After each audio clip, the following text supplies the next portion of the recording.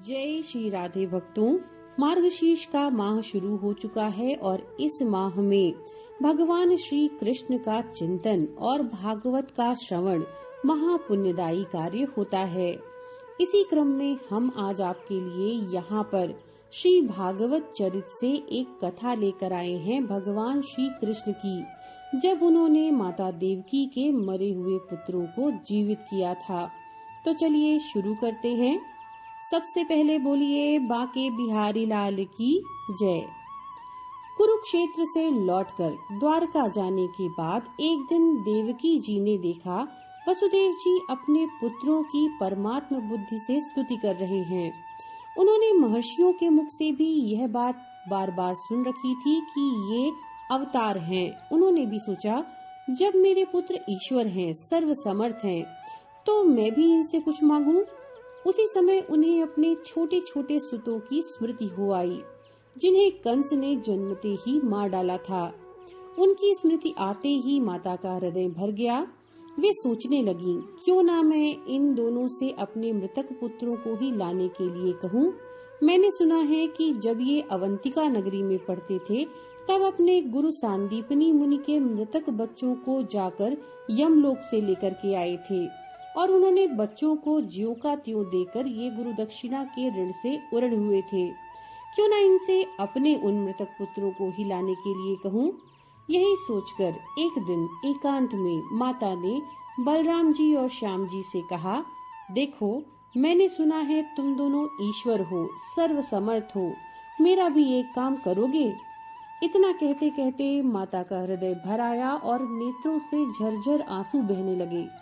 माता को अत्यंत शोकाकुल देखकर श्याम सुंदर ने उन्हें धैर्य बंधाते हुए कहा, माँ, आप ऐसी व्याकुल क्यों हो रही हैं? मुझे अपने दुख का कारण बतावें। उस पुत्र के लिए धिक्कार है जो समर्थ होते हुए भी अपने माता पिता के दुखों को नहीं मिटता। आप इतनी दुखी किस कारण से हो रही हैं?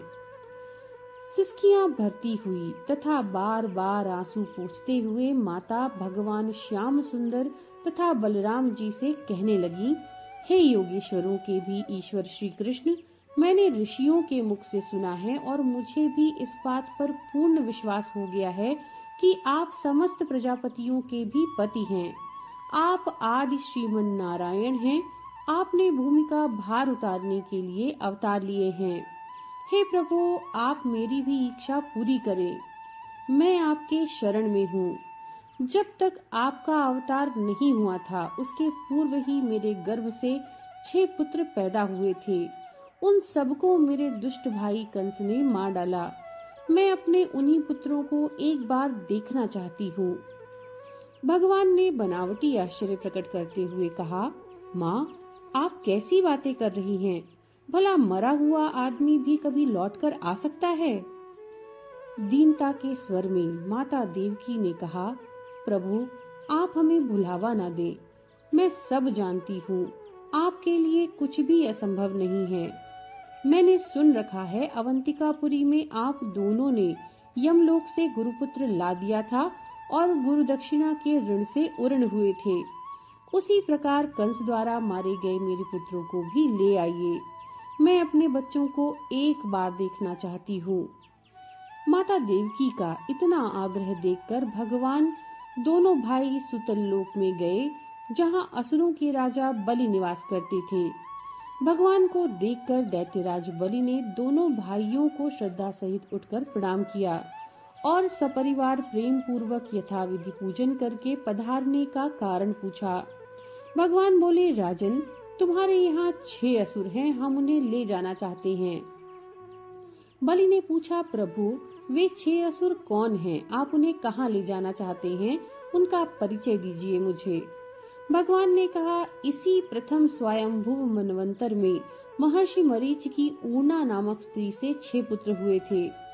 उनके नाम स्मर, उद्गीत, परिश्वंग, पतंग, शुद्रभ्रद और घृणी थे। ये सब के सब ऋषि कुमार बड़े शांत, संयमी और सदाचारी थे। भगवान प्रजापति का चित्त जब सरस्वती जी को देखकर चंचल हो उठा, तो ये अपने सदाचार के अभिमान में भरकर उनके ऊपर हंसने लगे। इस पर भगवान ब्रह्मा ने उन्हें श्राप दे दिया और कहा कि तुम असुर हो जाओ। श्राप सुनते ही उनका अभिमान कपूर की भांति उड़ गया।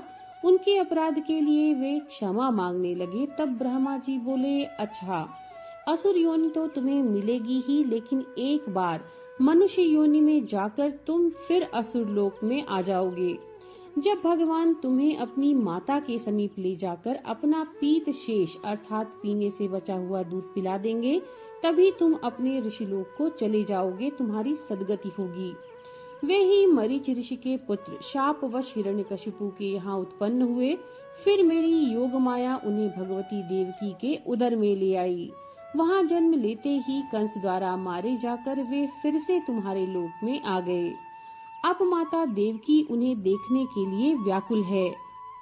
महाराजा बलि कहने लगे, प्रभु, जब सुतल लोक में आ ही गए तो बिना माता के गर्भ में गए पृथ्वी पर कैसे जाएंगे? फिर माता ने तो उन्हें बच्चा देखा है। भगवान ने कहा, कोई बात नहीं, माता का शोक दूर करने हम उन्हें लेकर जाएंगे। अपनी योग माया से उन्हें ज्यों का त्यों बना लेंगे। माता फिर दुग्धपान कराएंगी और दुग्धपान करते ही ये सब के सब श्राप से मुक्त हो जाएंगे। फिर सुखपूर्वक अपने लोक को चले जाएंगे। भगवान की ऐसी आज्ञा पाकर बलि ने उन छहों को भगवान के सम्मुख उपस्थित किया। उन छहों को देखकर राम कृष्ण बड़े प्रसन्न हुए। फिर असुर राज बलि से पूजित होकर उन छहों बालकों को लेकर दोनों भाई द्वारका लौट आए। चिरकाल से बिछड़े अपने प्यारे पुत्रों को पाकर भगवती देवकी अत्यंत प्रमुदित हुई। पुत्रों के स्नेह के कारण उनके स्तनों में अपने आप दूध भर आया। माता का स्नेह उमड़ने लगा।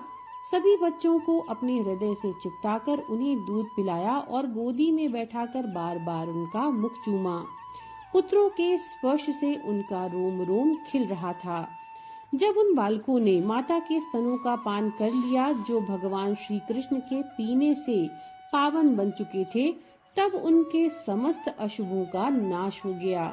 भगवान के अंग स्पर्श तथा उनके पीत शेष दूध को पीते ही उन्हें अपने पूर्व जन्म की स्मृति हो आई। उनके मन से आसुरी भाव दूर हो गए और उन्हें अपने देवता होने का ज्ञान हो गया। अतः उन्होंने बड़ी श्रद्धा भक्ति के साथ राम, श्याम और माता पिता को प्रणाम किया।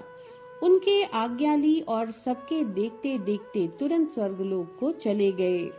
माता देवकी इस घटना को देखकर चकित रह गईं। उनकी समझ में कुछ नहीं आया। अंत में उन्होंने समझा, ये भगवान की माया है। भगवान अपनी माया के प्रभाव से कुछ भी कर सकते हैं। इनके लिए कुछ भी असंभव नहीं। तो भक्तों, ये थी वो कथा। हम आशा करते हैं ये कथा आपके लिए रुचिकर रहेगी। एक बार जय श्री कृष्ण लिखकर कमेंट जरूर कीजिए। नमो नारायण।